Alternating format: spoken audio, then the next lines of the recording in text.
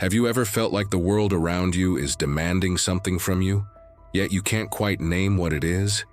That deep discomfort, that silent dissonance between your inner self and what society expects, that is not a coincidence. It is, in Plato's vision, the signal of a hidden conflict, a war, not of weapons or armies, but of ideas, values, and truth. A war that takes place within your soul and between your soul and the system you live in. Plato, the philosopher who dared to question the very fabric of reality, warned us of this centuries ago. His words still echo with frightening clarity in today's world. He described a world where most people are prisoners. Prisoners not of bars or chains, but of illusions, of shadows on the wall. And these illusions are not just false beliefs. They are the foundations of systems. Systems that rule your life, tell you who you are, what to do, and what to desire. But what happens when your soul refuses to bow? When a part of you senses something is wrong, even if you can't explain it? That is when the war begins. Let's go back to the allegory of the cave, Plato's masterpiece of metaphor. Imagine people chained inside a dark cave. All they can see are shadows projected on the wall in front of them, caused by a fire behind them and puppets moved by unseen hands. These people take the shadows as reality. They live and die believing in these illusions. Now imagine one of them breaks free. At first, the light burns his eyes. The truth is painful. But as he adjusts, he begins to see, not shadows, but real objects, real people, real light. Eventually, he reaches the outside world and sees the sun itself, the source of all life. In truth, he realizes the world he lived in was a lie, a system of control. And now he knows. This, Plato tells us, is what happens when a soul begins to awaken. When it questions what it sees, hears, and is told.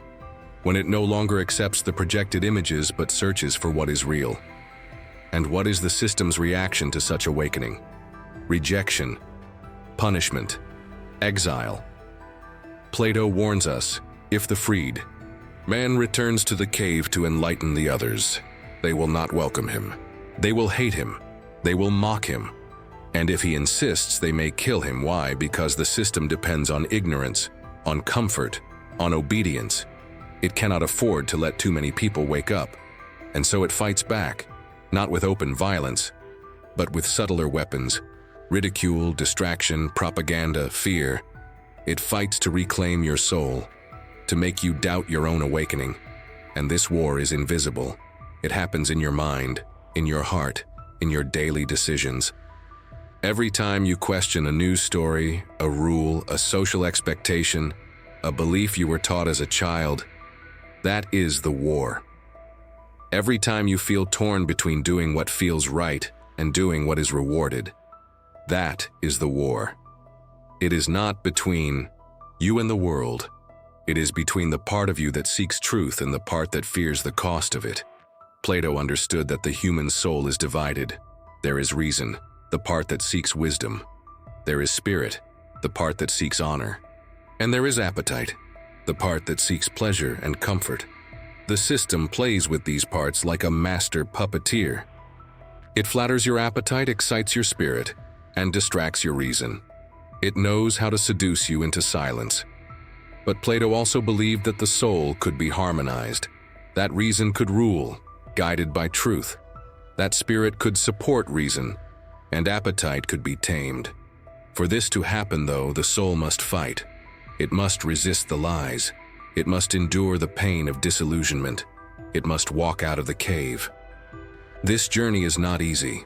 The world does not reward the soul that seeks truth. It rewards the soul that conforms, that obeys, that entertains. And this is where many give up. They feel the war, they taste the tension. But the price seems too high, so they go back.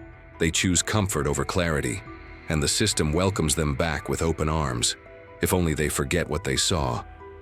But something remains, a shadow of the sun, a whisper in the dark. And that is why the soul can never fully rest again. Once you've seen, you cannot unsee. Plato didn't just describe this battle to scare us. He wanted to prepare us. to show us that suffering in this war is not a sign of weakness, but of awareness. That discomfort is not a curse, but a clue.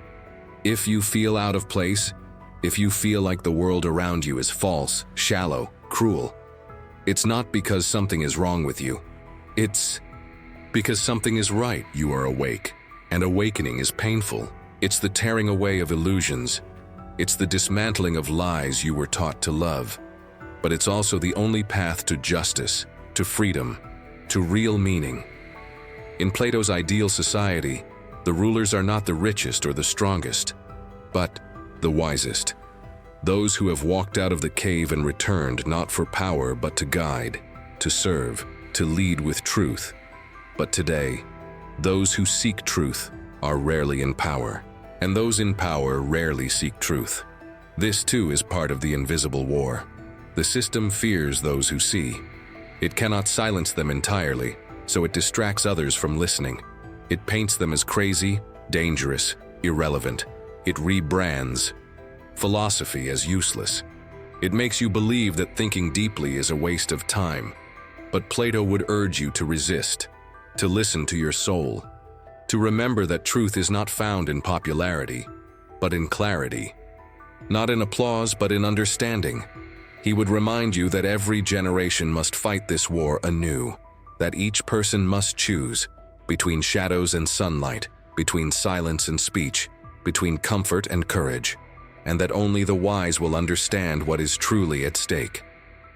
When you begin to see the war Plato described, not in ancient texts but in your daily life, everything changes. You start noticing how language is used to confuse rather than clarify, how entertainment numbs the mind instead of inspiring it, how ambition is redirected from inner excellence to external validation. This is not random. It's the system preserving itself. You see, the modern world tells you that you are free. Free to choose, free to speak, free to live as you wish. But, Plato would ask, free from what and free for what? He believed that true freedom does not mean doing whatever you want. That is not liberty, but slavery to desire. Real freedom, Plato says, is mastery of the self. It's when reason leads your soul, not appetite or ego. But the system we live in reverses this order. It teaches you to consume before you reflect, to react before you understand, to desire without questioning. That is how the system wins, by persuading you that your chains are bracelets. Think about how society defines success, fame, wealth, beauty, influence. None of these, Plato would argue, lead to a just soul. In fact, they often corrupt it. The system celebrates the outer image and ignores the inner reality. You could be admired by millions and be empty inside, and no one would notice, no one would care. Because as long as you keep feeding the machine, you are seen as valuable. But Plato saw value differently. He believed that the highest purpose of life was to seek the good. Not a good life, but the good itself, a state of moral and spiritual alignment, a harmony between the soul and the truth. And this cannot be measured in likes, dollars, or applause. It can only be measured by the peace within. Here's where the war intensifies. The more you move toward truth, the more you begin to suffer. Not because truth is cruel, but because lies are comfortable, and breaking free from them hurts. You start questioning everything, your job, your relationships, your beliefs, even your identity. You may feel lost, isolated, misunderstood. But this is not the sign of failure. It is the initiation of awakening. Plato would call it the philosopher's path. Philosophers in Plato's time were not ivory tower intellectuals. They were warriors of the soul. They dared to face uncomfortable truths. They lived simply, thought deeply, and challenged power. And for this they were often mocked or exiled. Plato's own teacher, Socrates, was executed for corrupting the youth, his real crime being that he taught them how to think. Ask yourself, when was the last time someone taught you how to think instead of what to think? Education, in its Platonic form, is not about filling your mind with facts. It's about turning your soul toward the light. It's about asking the right questions. What is justice? What is love? What is courage? What is the purpose of my life? But the system wants speed, not depth. It wants productivity, not contemplation. And so it keeps you busy, distracted, entertained, exhausted. This is not a glitch. It is a design. In the Republic, Plato imagines a society led by philosopher kings, rulers who are not corrupted by power because they are grounded in truth. They rule not for wealth or fame, but for justice. And justice, to Plato, is not a law or a punishment. It is a condition of harmony, each part of the soul and the city doing what it is meant to do. But our modern cities are dissonant. Our souls are fragmented. We chase 1,000 goals without ever asking why. We pursue pleasure, status, security, but rarely virtue. And so we suffer, silently. You may feel this suffering in the background of your life, a sense of disconnection, a hunger for something more, a whisper in your chest that tells you, this isn't it. That is not weakness. That is your soul resisting the lie, but few listen to this voice.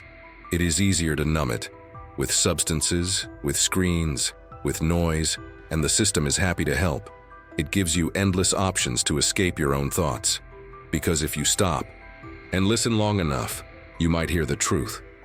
And truth, once heard, demands change. Plato believed that change begins within. If you want to transform the world, you must first transform yourself. The battle is not out there, it's in here. In your choices, in your values, in your attention. So where is your attention going? Who controls your focus? What are you feeding your soul? The invisible war is fought in every moment you choose to read instead of scroll, to reflect instead of react, to speak truth instead of staying silent. These are not small acts. They are revolutionary, and here lies the paradox. The more you live in truth, the more the world may resist you, but also the more your soul will shine. You don't need a title to be a philosopher. You don't need approval to seek wisdom. What you need is courage, the courage to walk alone if necessary, to trust the light even when surrounded by shadows. You are not crazy for feeling out of place. You are not broken for questioning everything. You are awakening. An awakening is a lonely path, but not a meaningless one. Plato knew this. That's why he wrote not to entertain, but to provoke, to stir the soul, to make you uncomfortable enough to change. And now the question is, what will you do with that discomfort?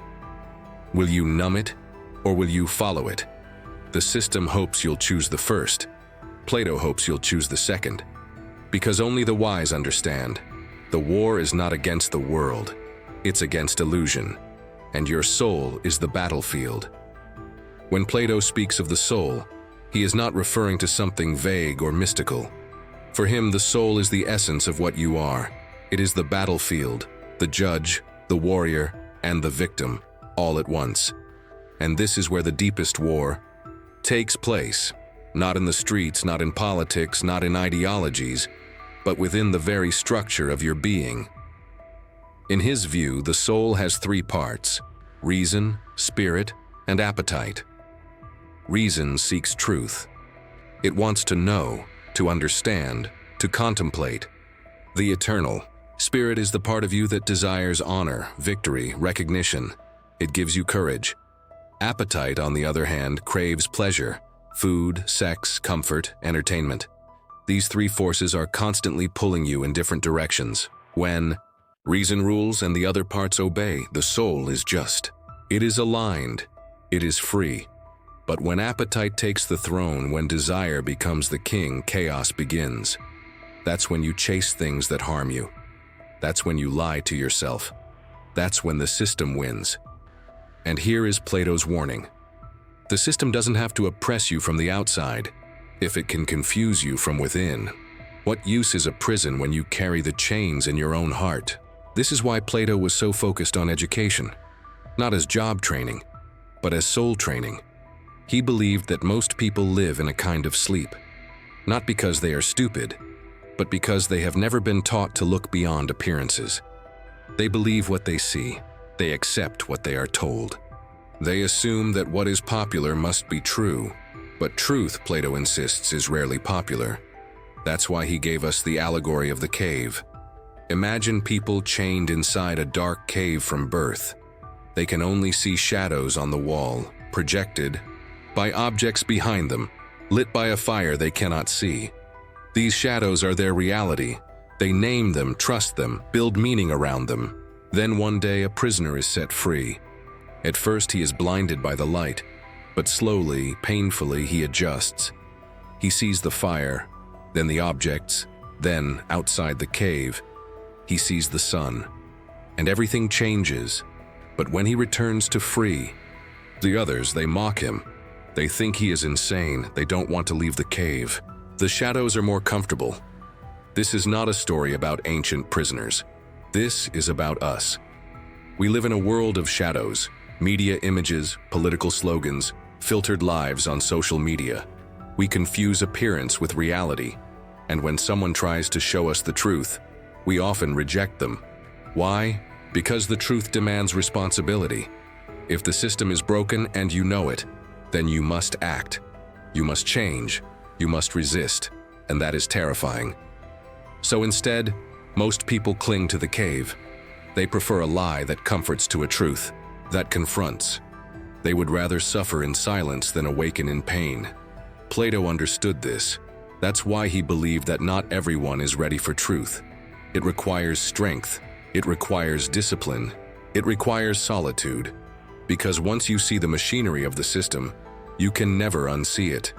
You start noticing how language is used to manipulate, how fear is used to control, how pleasure is used to pacify. You see how people are trained to be, not through force but through desire.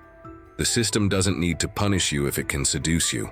It offers you comfort in exchange for conscience. Distraction in exchange for direction. It tells you, don't think, don't question, just keep scrolling, just keep buying, just keep performing.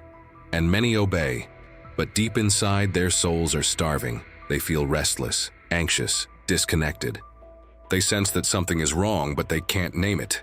They try to fix it with more things, more noise, more speed, more success, but the hunger never goes away. Because what the soul needs is not more, but deeper. Deeper reflection, deeper silence, deeper meaning. Plato teaches us that justice is not about laws, but about harmony. Harmony within the soul and then within the city. If you want a better world, you must begin with a better self. You must let reason lead. You must learn to silence the appetite when it becomes greedy, to calm the spirit when it becomes angry, and to return to truth even when it is painful. This is the inner revolution. It doesn't happen on stages or screens. It happens in private, in silence, in stillness. It happens when you refuse to betray your values, when you choose honesty over popularity, when you stop blaming and start building. And the system cannot touch a soul like that. It can threaten your body, your job, your reputation, but it cannot reach your essence. That is why Plato is still dangerous today, because he reminds us that power is not about control, it's about character. That leadership is not about charisma, it's about wisdom. And that freedom is not about options, it's about orientation toward the good, the true, the just. So now, you must decide. Will you stay in the cave, or will you walk toward the light? The cave is easy. It is safe. It is familiar. The light is hard. It is blinding. It is lonely. But only in the light can you see clearly. Only in the light can your soul grow strong. Only in the light can you become who you were meant to be. This is the war between your soul and the system. It is invisible. It is silent. But it is real, and only the wise will understand.